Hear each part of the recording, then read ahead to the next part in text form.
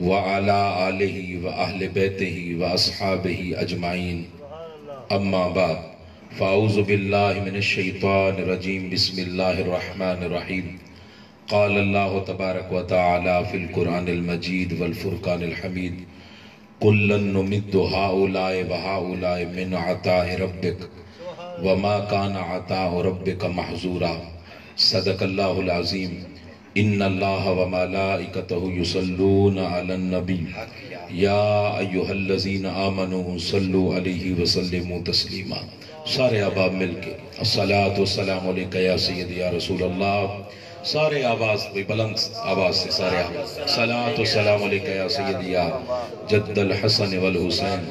وسلم علیکہ وعلی آلکہ واصحابکہ یا سیدی یا محبوب رب العالمین۔ اللہ تبارک و تعالی جل شانہ کی حمد و ثنا اور باعث و وجہ تخلیق کائنات محبوب خدا سیاہ لامکان ہمارے مأوا، ہمارے ملجا، ہمارے مولا، ہمارے آقا شفیع المذنبین سید المرسلین خاتم النبیین رحمت للعالمین حضرت محمد مصطفیٰ صلی اللہ علیہ وآلہ وسلم کی پاک اور عالی بارگاہ میں نہایت ادب و احترام، عاجزی و انکساری، محبت و عشق کے ساتھ ہدیہ درود و سلام پیش کرنے کے بعد ابتداً میں مبارکباد پیش کرتا ہوں محترم المکرم حاجی محمد اقبال تنویر صاحب اور محترم المکرم ملک محمد یوسف صاحب اور ملک محمد علی صاحب اور ان کے جمیع احباب جنہوں نے اس عظیم و شان محفل کا انعقاد کیا اور اس اپنی خوشی کی نسبت حضور اور حضور کی اہل بیت کے ذکر کے ساتھ منسوب کی اور برکتیں سمیٹی۔ اللہ تبارک و تعالی محمد کاشف اقبال صاحب، محمد رحمان یوسف صاحب جو شادی کے بندھن میں بندھنے جا رہے ہیں، اور ہماری جو بھی بہنیں ہیں، اللہ تبارک و تعالی سیدہ کائنات بی بی سرکار سلام اللہ علیہ، مولا کائنات کرم اللہ وجہ الکریم، ان کی زندگی کی اللہ تبارک و تعالی اس گھرانے کو خیرات عطا فرمائے۔ اور مجھے جتنی بھی محفلیں ہوتی ہیں، ہر محفل کا اپنا مقصد ہوتا ہے، لیکن مجھے ذاتی طور پہ سب سے زیادہ خوشی ہوتی ہے جب اس سوسائٹی اور اس معاشرے میں، جس سماج میں ہم رہ رہے ہیں، جہاں فحاشی اور عریانی کا دور دورہ ہے اور ہر طرف لوگ پرائورٹی دیتے ہیں اور پریفرنس دیتے ہیں دوسرے ماحول کو، آپ سمجھتے ہیں، روزانہ ہم دیکھتے ہیں، تو یقین کریں کہ خوشی ہوتی ہے کہ اس موقع پہ جو اللہ اور اس کے رسول کو نہیں بھولتا۔ میں ایک بات آپ سے عرض کر دوں، ہمارے دین کا ایک مزاج ہے، دین کا ایک مزاج ہے۔ حضرت عبداللہ بن سلام اور آپ کے ساتھ کچھ لوگ، انہوں نے اسلام قبول کیا۔ اب یہودی مذہب کے اندر یہودیت میں اونٹ کا گوشت حرام ہے، اونٹ کا گوشت اور بہت ساری چیزیں یہودیت میں اونٹ کا گوشت نہیں کھا سکتے تھے۔ اب میں آپ سے سوال کرتا ہوں کہ آپ میں سے کون کون ہیں جنہوں نے اونٹ کا گوشت کھایا ہوا ہے زندگی میں؟ ہاتھ کھڑا کریں، بہت کم لوگ۔ اب آپ ہاتھ نیچے کریں، آپ میں سے کون کون ہیں جنہوں نے اونٹ کا گوشت نہیں کھایا؟ اب دیکھیں رمضان صاحب پیچھے، آپ میں سے اکثر لوگ وہ ہیں جنہوں نے اونٹ کا گوشت نہیں کھایا، لیکن اگر نہیں کھایا تو آپ کو کوئی اس کا گناہ نہیں ہے، گناہ نہیں ہے۔ اگر آپ سارے، چند لوگوں نے ہاتھ کھڑا کیا، آپ سارے نہ کھاتے پوری زندگی آپ کوئی گوشت بھی نہ کھائیں، صرف آپ ویجیٹیرین بن جائیں، پھر بھی آپ کے لیے کوئی گناہ نہیں ہے۔ اب حضرت عبداللہ بن سلام اور کچھ اور احباب حضور پہ ایمان لائے، تو یہ چونکہ یہودیت کے بھی بڑے عالم تھے حضرت عبداللہ بن سلام، تو انہوں نے اپنے وہ جو ساتھی تھے ان کے ساتھ مشورہ کیا، چونکہ ایک عادت چلی آ رہی تھی، ایک طبیعت کے اندر، چونکہ جس طرح حرام چیز سے تھوڑی سی طبیعت انسان کی نفرت کرتی ہے، اب مائل نہیں ہوتی اس طرف، ان کی بھی طبیعت مائل نہ ہوئی، کیونکہ پہلے کی عادت چلی آ رہی تھی کہ یہودی مذہب میں اونٹ کا گوشت حرام تھا۔ تو یہ آپس میں بیٹھے چند صحابہ، انہوں نے آپس میں صلاح مشورہ کیا کہ ہم اونٹ کا گوشت نہیں کھائیں گے، اونٹ کا گوشت نہیں کھائیں گے۔ اب اللہ تبارک و تعالیٰ کو یہ جو ان کی آپس کی ڈسکشن تھی یہ اللہ تبارک و تعالیٰ کو پسند نہ آئی۔ اللہ تبارک و تعالیٰ نے حضرت جبرائیل علیہ السلام کو بھیجا کہ محبوب سے کہہ دیں یہ جو آپ کے ہو کے یہ صلاح مشورے کر رہے ہیں، غیروں کی عادت کو اپنا رہے ہیں، ان سے کہہ دیں یا ایھا الذین آمنوا ادخلوا فی السلم کافہ، اے ایمان والو پورے کے پورے دین میں داخل ہو جاؤ، آدھے تیتر آدھے بٹیر رب کو نہیں چاہے، آدھے تیتر آدھے بٹیر رب کو نہیں چاہے، بلکہ پورے کے پورے دین میں داخل ہو جاؤ۔ اب دیکھیں ایک اونٹ آپ میں سے کتنے لوگوں نے نہیں کھایا، کتنے مسلمان ہیں جنہوں نے پوری زندگی اونٹ نہیں کھایا ہوتا لیکن گناہگار نہیں ہے، صرف اونٹ یہودی مذہب کو دیکھ کے انہوں نے آپس میں یہ پلاننگ کی کہ ہم اونٹ کا گوشت نہیں کھائیں گے۔ اللہ تبارک و تعالیٰ کو یہ بھی پسند نہیں ہوا، پسند نہیں آیا، اور ہم جب شادی بیاہ یہ حضور کی سنت ہے، نکاح من سنتی فمن راغب عن سنتی فلیس منی، یہ پیغمبر خدا پیغمبر اسلام حضرت محمد مصطفیٰ صلی اللہ علیہ وآلہ وسلم آپ کی سنت مطہرہ۔ اب سنت ہوتی ہے عبادت، سنت کیا ہوتی ہے؟ عبادت، سنت عبادت ہے۔ اب آپ دیکھیں کہ یہ ایسی عبادت ہے کہ آقا دو عالم صلی اللہ علیہ وسلم نے یہاں فرمایا النکاح سنتی فمن راغب عن سنتی فلیس منی، اس کے ساتھ خاص کیا کہ نکاح میری سنت ہے، جو اس سے منہ موڑے گا، جو اس کی طرف مائل نہیں ہوگا، نہیں کرے گا نکاح، فرمایا کہ وہ مجھ میں سے نہیں ہے۔ اب آپ دیکھیں اتنی بڑی ترغیب آقا دو عالم صلی اللہ علیہ وسلم نے دی اور ترغیب بھی ساتھ فرمائی۔ اب اونٹ نہیں کھایا جنہوں نے، ان کے لیے اللہ تبارک و تعالیٰ نے کہا کہ مجھے ایسے نہیں چاہیے، بلکہ دین میں داخل ہونا ہے تو پورے کے پورے، اللہ سے یاری لگانی ہے تو کامل یاری لگائیں، اللہ کا بننا ہے تو پورے کے پورے بنے۔ اب سوال یہ پیدا ہوتا ہے کہ جو سنت نبی ہے، عبادت ہے، آپ سے میں سوال کرتا ہوں آخر تک ایمانداری سے بتائیں، جب اس عبادت کے اندر سنت نبی صلی اللہ علیہ وآلہ وسلم کے اندر جب کنجر خانہ ہوتا ہے، میں آپ سے فتویٰ پوچھتا ہوں، اتنا دین آپ سارے سمجھتے ہیں، کسی بڑے مفتی کے پاس جانے کی ضرورت نہیں، آپ سے سوال ہے ایمانداری سے بتائیں، جہاں پہ کنجر خانہ ہو رہا ہوتا ہے وہاں پہ اللہ کی رحمت برستی ہوگی کہ اللہ کی لعنت برستی ہوگی؟ بھئی بولیں آخر تک، اللہ کی لعنت برستی ہوگی۔ اور اب آپ بتائیں جہاں پہ جس طرح قربان جائیں آقا دو عالم صلی اللہ علیہ وسلم کی اہل بیت کی حضور کے ذکر کی محفل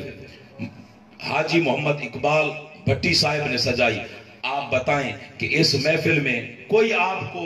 بڑے سے بڑے مفتی سے فتویٰ لینے کی ضرورت نہیں، اتنی کامن سینس ہر بندہ رکھتا ہے کہ یہاں فرشتوں کا بھی نزول ہو رہا ہوگا، اللہ کی رحمتیں بھی برس رہی ہیں، اللہ تبارک و تعالیٰ کی رحمتیں بھی برس رہی ہوں گی۔ ابھی ہمارے رمضان بھائی کو پتا ہے کہ میں کل سے سخت بیمار ہوں اور بخار ہے مجھے، اور چھاتی میری پکڑی ہوئی ہے، اور میں آپ کے ڈاکٹر شاہد نواز ہی ہیں آپ کے کبیر والا کے، ان سے میں نے دوائی بھی لی ہے۔ میری طبیعت ایسی تھی کہ آج میری والدہ صاحبہ نے مجھے جب میں ادھر آنے لگا 1 گھنٹہ پہلے مجھے کہا کہ آپ کو اجازت نہیں ہے آج خطاب پہ جانے کی، آج آپ کو اجازت نہیں ہے۔ میں نے ان کی منت کی کہ مجھے یہ شادی کی محفل ہے اور یہ میرا ایک تبلیغ کا ایک سلسلہ ہے، اور الحمدللہ اس تبلیغ کی وجہ سے بہت سارے نوجوان ایسے ہیں جنہوں نے اس رات میں بجائے کنجر خانے کرنے کے اللہ اور اس کے رسول کے نام کی محفلیں سجائی، حضور کے اہل بیت و اصحاب کی محفلیں سجائی، اللہ کے ذکر کی محفلیں سجائی ہیں۔ تو میں نے کہا کہ آپ مجھے اجازت دے دیں اور دعا بھی کر دیں، اللہ مجھے خود ہمت عطا فرما دے گا، اللہ تبارک و تعالیٰ خود ہمت عطا فرما دے گا۔ تو میں بار دیگر حاجی صاحب کو مبارکباد پیش کرتا ہوں، اور مسافر بھی ہوں، مسافر کی حضور نے فرمایا دعا رد نہیں ہوتی، اور حضور کی آل میں سے بھی اللہ تبارک و تعالیٰ نے مجھے نسبت عطا فرمائی ہے، تو میں دل سے ان کے لیے، ان کے بچوں کے لیے، ان کے اہل خانہ کے لیے دعا کرتا ہوں کہ اللہ تبارک و تعالیٰ ان پہ اپنی کروڑوں رحمتیں فرمائے۔ اب آپ دیکھیے میں نے آپ کے سامنے جو آیہ مقدسہ فرمائی پڑھائی پڑھی، اللہ تبارک و تعالیٰ نے فرمایا کُلًّا نُمِدُّ ہَؤُلَاءِ وَہَؤُلَاءِ مِنْ عَطَاءِ رَبِّكَ، فرمایا کہ جس کو اس دنیا میں بھی جو ملا ہے اور جس کو وہاں آخرت میں بھی جو ملے گا، اے محبوب آپ کی نسبت کی وجہ سے، آپ کا رب ہونے کی وجہ سے میں نے سب کو عطا کیا ہے، آپ کا رب ہونے کی وجہ سے میں نے سب کو عطا کیا ہے۔ ہمارا یہ عقیدہ ہے کہ ہمیں جو کچھ ملا ہے درے محمد مصطفیٰ سے ملا ہے. جس کا یہ عقیدہ ہے وہ شہادت دے رات کے اس بار میں ہاتھ کھڑے کر کے اور زبان سے کہیں ہمیں جو کچھ ملا ہے درے محمد مصطفیٰ صلی اللہ علیہ وآلہ وسلم سے ملا ہے. اور کائنات میں جس کو جو مل رہا ہے صدقہ محمد مصطفیٰ صلی اللہ علیہ وآلہ وسلم کا مل رہا ہے. اور حضور نے خود فرمایا انما انا قاسم واللہ یعطی، اللہ نے کون کی کنجیاں میرے ہاتھوں میں دے دی ہیں، اب کائنات میں بانٹتا میں ہوں. اب اللہ کی عزت کی قسم، آبشاروں کو نغمات، سبزہ زاروں کو رونق، باغوں کو بہار، پھولوں کو نگہت، شمس و قمر کو نور، تاروں کو چمک، ماں کو ممتا، باپ کو شفقت، صحراؤں کو وسعت، پہاڑوں کو بلندی، آسمانوں کو ہیبت، عالموں کو علم، ذاکرین کو ذکر، اولیاء کو ولایت، انبیاء کو نبوت، جس کو جو کچھ مل رہا ہے صدقہ محمد مصطفیٰ. اسی لیے فرمایا بخدا خدا کا یہی ہے در، بخدا خدا کا یہی ہے در، نہیں اور کوئی مفر مکر، جو وہاں سے ہو یہی آ کے ہو، جو یہاں نہیں تو وہاں نہیں. تو اب یہ جو میں نے آپ کو بات کی یہ صرف ہمارا عقیدہ نہیں ہے، حضور کے صحابہ کا بھی یہ عقیدہ ہے. آقا کے بولیں بھئی آقا کے صحابہ کا بھی یہی عقیدہ ہے. حضرت امیر المؤمنین حضرت عمر فاروق رضی اللہ تعالیٰ عنہ، آپ کے پاس ایک میٹنگ تھی. اب آپ امیر المؤمنین ہیں، توجہ فرمائیں گے، امیر المؤمنین ہے، آدھی دنیا پہ حکمرانی ہے. ایک D P O D C O level کا ایک ضلع کا آفیسر اگر میٹنگ کر رہا ہو، ایک تحصیل کا آفیسر میٹنگ کر رہا ہو، تو دوران میٹنگ ایک رول ہے، اصول ہے کہ میٹنگ کے دوران کسی سائل کو اندر آنے کی اجازت نہیں ہوتی، بلکہ ایک ویٹنگ روم ہوتا ہے. ایسا ہے نا بھائی، انتظار گاہ میں بیٹھ کے لوگ انتظار کرتے ہیں تاں وقت ہے کہ میٹنگ اختتام پذیر ہو جائے. اب حضرت فاروق اعظم نے باہر پہرے دار کھڑے کر دیے اور فرمایا کہ کوئی بھی آ جائے، کسی کو اندر داخل ہونے کی اجازت نہیں ہے. اب صحابہ کرام آتے رہے، ایک آئے، دوسرے آئے، تیسرے آئے، حتیٰ کہ امیر المومنین آپ کے اپنے سگے بیٹے حضرت عبداللہ بن عمر رضی اللہ تعالیٰ عنہ آپ آئے. آپ کو بھی پہرے داروں نے روک دیا، آپ کو بھی پہرے داروں نے روک دیا اور کہا کہ امیر المومنین کا حکم ہے جب تک میٹنگ ختم نہ ہو کوئی اندر داخل نہیں ہو سکتا. اب اگلی بات سنیے گا، قربان جائیں حضور کے شہزادے حضرت حسن مجتبیٰ علیہ السلام، آپ تشریف لے آئے. جب آپ آئے تو پہرے داروں نے آپ سے بھی وہی بات کی، امیر المومنین کا حکم سنایا کہ ان کا حکم ہے جب تک میٹنگ ختم نہ ہو جائے کسی کو اندر داخل ہونے کی اجازت نہیں ہے. یہ بات انہوں نے سنی، حضرت حسن مجتبیٰ علیہ السلام نے اب واپس تشریف لے گئے اپنے کاشان اقدس پہ. جب واپس تشریف لے گئے، میٹنگ ختم ہو گئی، حضرت فاروق اعظم باہر آئے. آپ نے رپورٹ طلب کی کہ کون کون آیا تھا. آپ کو بتایا گیا جی فلاں آئے تھے، فلاں آئے تھے، فلاں آئے تھے، حتیٰ کہ آپ کے سگے بیٹے کا نام آیا، لیکن آپ نے محسوس نہیں فرمایا، آپ نے جلال نہیں دکھایا، آپ نے غصے کا اظہار نہیں کیا. اب ایک پہرے دار کی زبان پہ قربان جائے حضور کے شہزادے کا نام آ گیا، حسن مجتبیٰ کا نام آ گیا. حسن مجتبیٰ کا نام جیسے سنا، حضرت فاروق اعظم کی آنکھوں کے سرخ ڈورے حرکت میں آئے، آپ جلال میں آ گئے. آپ نے فرمایا پہرے دارو، حضور کے شہزادے آئے تھے اور تم نے انہیں خالی بھیج دیا، میرے دروازے سے واپس لوٹا دیا. پہرے داروں نے کہا حضور آپ نے خود تو فرمایا تھا کوئی بھی آ جائے کسی کو اندر داخل ہونے کی اجازت نہیں ہے. اب میں جملہ دہرا رہا ہوں، آخر تک آپ میرا ساتھ دیں گے اور غور کریں گے. پہرے داروں نے کہا حضور آپ نے خود فرمایا تھا کوئی بھی آ جائے کسی کو اندر داخل ہونے کی اجازت نہیں ہے. حضرت فاروق اعظم جلال میں آ گئے. آپ نے فرمایا پہرے دارو، ہاں میں نے تمہیں کہا تھا کوئی بھی آ جائے کسی کو اندر داخل ہونے کی اجازت نہیں ہے. فرمایا فاروق اعظم نے اے پہرے دارو، ہاں میں نے تمہیں کہا تھا کوئی بھی آ جائے کسی کو اندر داخل ہونے کی اجازت نہیں ہے. ارے حسن مجتبیٰ کوئی تھوڑی ہے، حسن مجتبیٰ کوئی تھوڑی ہے، وہ کسی میں تھوڑا داخل ہوتے ہیں. یہ بات کر کے وقت کے امیر المومنین حضرت فاروق اعظم نے دوڑ لگا دی، حضرت حسن مجتبیٰ علیہ السلام کے دروازے پہ گئے. دستک دی، حضور کے شہزادے حضرت حسن مجتبیٰ باہر تشریف لائے، وقت کے امیر المومنین، آدھی دنیا پہ حکمرانی کرنے والے حضرت فاروق اعظم ہاتھ جوڑ کے کھڑے ہو گئے اور عرض کی اے حسن مجتبیٰ مجھے معاف کر دینا، آپ میرے دروازے سے خالی لوٹ آئے، آپ میرے دروازے سے خالی لوٹ آئے ہیں۔ حضرت حسن مجتبیٰ نے فرمایا چچا عمر میں آپ سے ناراض نہیں ہوں، بلکہ اتنی سی بات تھی، میں نے سوچا آپ ظہر کی نماز پڑھانے تشریف لائیں گے مسجد نبوی میں تو آپ کو میں وہاں مل لوں گا، اس میں کوئی غصے کی بات نہیں ہے۔ اب آخر تک سنیے گا، جب یہ بات حضرت حسن مجتبیٰ نے کی، حضرت فاروق اعظم نے اپنی پگڑی اتار دی، اپنی دستار اتار دی اور اپنے سر کو جھکایا اور کہا ہے حسن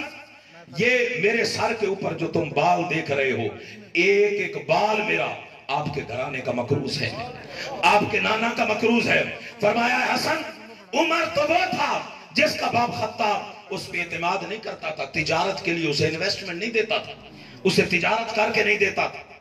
اے حسن عمر تو وہ تھا جس کا باپ خطاب اسے 4 اونٹ چرانے کے لیے دیتا تھا، میں 4 اونٹ وادیوں میں لے کے جاتا، دائیں بائیں آگے پیچھے اونٹ بھاگ جاتے، مجھ سے سنبھلتے نہیں تھے، میرا باپ خطاب آتا میرے منہ پہ تماچے مارتا تھا اور کہتا تھا عمر تو اتنا نکما ہے، تجھ سے 4 اونٹ نہیں سنبھالے جاتے۔